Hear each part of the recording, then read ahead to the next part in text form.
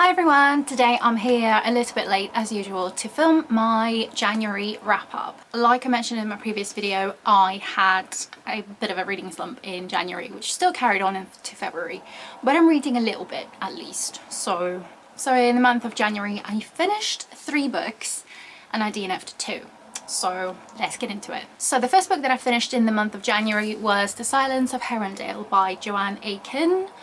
And I love the cover of this book. This was one of my box of stories books, and I was planning to do a separate video, which I'm still planning to do, but I feel like the introduction and the bit where I was talking about this book, I deleted off the camera, forgetting that it was there. So let's just pretend that this never happened. So I'm just going to talk about this one, and then probably in the future I'll film a separate video about different books. So in this one we follow our main character, Deborah, Deborah Lindsay, who gets a new job as a teacher, I think, of a 13-year-old child. But then one day that child sort of escapes to a Yorkshire village in where there's supposedly a killer on the loose. So now the main character needs to go and find the girl. And of course she's terrified.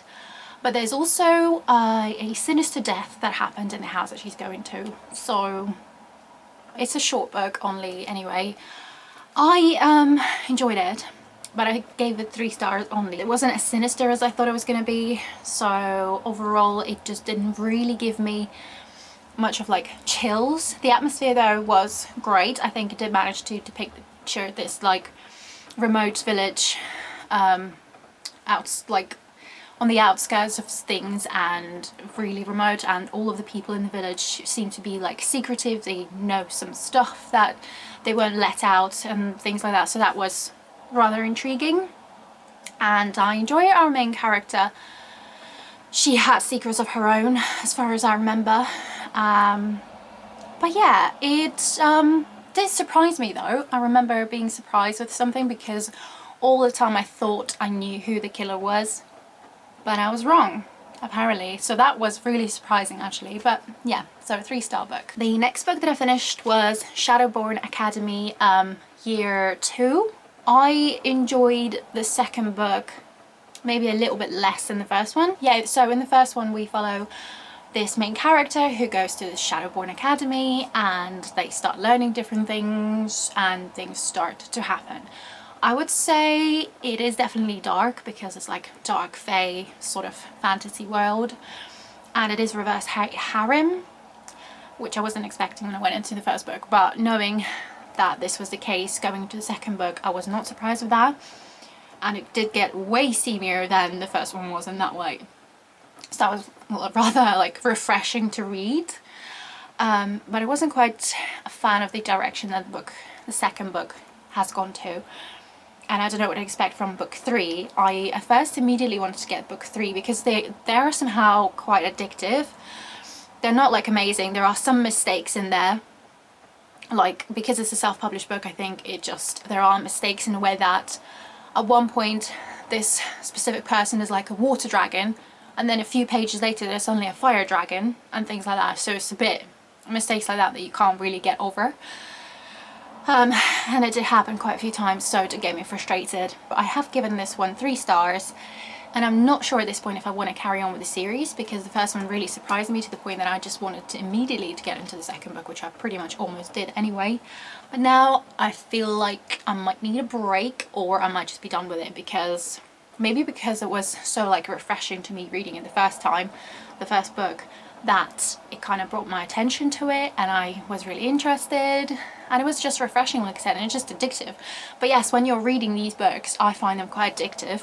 It's not the best writing at all. There's a hell of a lot of teenage angst in there. The main character is supposed to be 18, but oh my god, she's a drama queen, honestly. I was just not there for that. But the plot actually was quite interesting and surprising, and I feel like this book is just not afraid to do what it wants to do in a way. So there are some things that happen, they are completely unpredictable, completely not what I think it is. I wouldn't say also it's not a cliche book at all. It's completely different from all of the stuff that I've ever read. So that was again quite refreshing to read about, and they're only short ones, 300 pages each, and the chapters are pretty short as well. But yeah, I enjoyed it. They're surprisingly addictive, but I've only given it 3 stars. And the last book that I read before all the DNFs is Skeleton Keys, The Haunting of Luna Moon, which I did not realise was book number 2 or 3 in a series, but I think you can read them separately.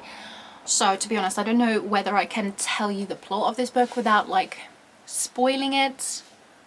I guess I can, because I don't think you need to know the first one, because I only found out when I looked on Goodreads and realised, oh yeah, that's part of the series, but before then it didn't even strike me as anything. Also, I've read it in Bath in one evening, and that was an amazing experience with all like dim lights, candles, with like creepy music on the background as well. That was perfect. I think that would really made the story amazing, and it's got a lot of like creepy illustrations, especially, can you imagine reading all of that in the bath?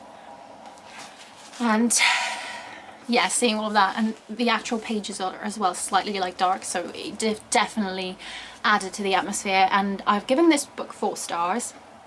So the plot of this book, so we've got this guy, Skeleton Keys, which I think you will be introduced to him in the first book. This is middle grade, by the way, or children's book, I don't know, but I just enjoy creepy middle grades. Anyway, the plot. And so he is basically, he can open any doors to any imaginary worlds and things like that. And then we've got Luna Moon, whose family is disappearing in front of her eyes, and so these two sort of have to figure out what's happening, why this is happening, and how to stop it. And I really enjoyed this book. It took me by surprise by how much I enjoyed it. And again, I wanted to buy the rest of the series, but I think this year I've decided to be a little bit more strict with what I'm buying and how many books I'm buying. Like for the past month and a half, I've only bought 1 book, which to me is unheard of. I've got a couple of books in pre-order, but that's about it for now. I mean, it could change, but I'm just trying to be sensible because I've got a massive TBR that I need to get through, and buying books is just not an essential. I'm not desperate to read the series, but honestly it did surprise me. If you want to like a quick, creepy sort of middle grade with a slightly deeper meaning in a way as well, which I found, this is great, especially this book. I don't know about the rest of the series, but this particular one was great. I really enjoyed it.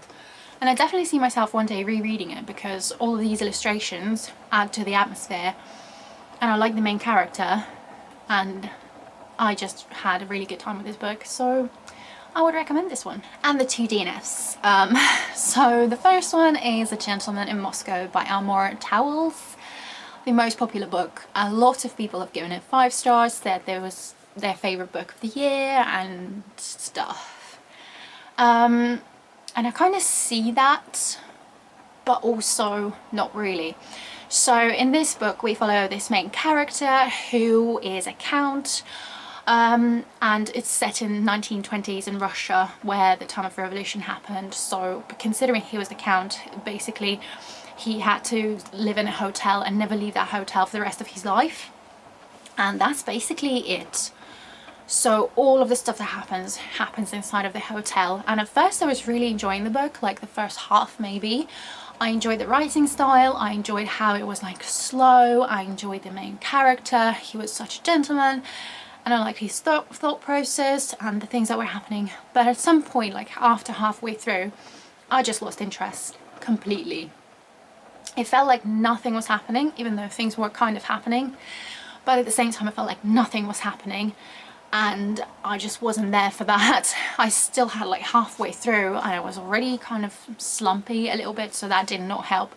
So then I just had to make a decision of not finishing this book, because it took me a long time to read like half the book, about 2 months it took me. And I just thought, why am I reading something that I'm not exactly enjoying? I know it's a favourite book of a lot of people absolutely love it. I just happen not to be one of those people, and I don't know why. It happens a lot of the time though with popular books. I just don't enjoy them as much. So, and I did read a review on this book on Goodreads after that. Somebody said something like, beautifully written about nothing, and I'm sorry, but I kind of agree with that. I just couldn't care less of what was happening to the character after that, how his life was going to turn out, and of the different characters that were in the book as well. I just couldn't care less. So I'm sorry to a lot of people who love this book, but it just wasn't for me and I decided to DNF it.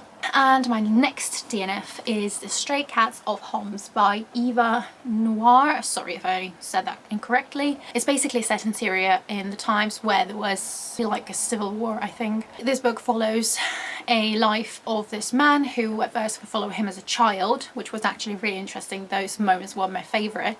And then it goes into his adult life. I've DNF'd it probably again just over halfway through. And I did enjoy it at first, but then I don't quite know at which point I decided that I wasn't going to DNF it, I wasn't going to finish it. But first it felt like I was reading a non-fiction book, so I could not quite connect to the character as much as I would want it from a book like this. So it felt like it was a non-fiction book, so it was like dry writing and no connection with the character whatsoever. And also secondly, the things that were happening to the main character and people around them, it was just, for me, was too difficult to read, if I'm completely honest. I know that was kind of the point, to understand what was happening in real life because it's all based on real events, but I just could not really handle it. And I do understand how important it is to learn. I just genuinely couldn't just put myself through that anymore. And I just decided to DNF it. I do think I would have finished it if I had more connection with the main character, but considering I didn't want to carry on with it. So I do think it's important, if you want to learn more about this kind of period of history of Syria and just learn things about the world, I guess. But it just didn't quite work for me. And I think I read a few reviews as well that people felt the same way, so it felt a bit more like a dry writing style, that you couldn't connect with the character and it wasn't enough, I don't know, humanity in the book somehow. I don't know what I'm trying to say. But yeah, so I DNF'd this one as well. I did start a couple of books in January. I'm still reading Spinning Silver by Naomi Novik. I'm about there, so it's page 168, and I am enjoying it, but I was a bit slumpy, so a slow going book rather, wasn't great from a reading slump, so that's kind of put aside for now. But I'm definitely going to finish it because, like I said, I was enjoying what I was reading. And I also started, I think in January, Vulture by Bex Hogan, which is the third book in the trilogy, and I'm just nearly halfway through. But even with this one I'm slightly struggling because it's just, the third one is not my favourite, let's just say, but I will finish it as well one day, hopefully. So yeah, and just to let you know, with my February TBR, I started one more book from my TBR, but I just don't know how many books I'll be able to read in February because I'm still sort of slumping slightly, but we'll see. It's not a wrap up for February. So yeah, so please let me know which books you've read in the month of January, which one was your favourite book. If you enjoyed this video, please like and subscribe if you haven't already, and I will see you in the next video. Thank you for watching, bye!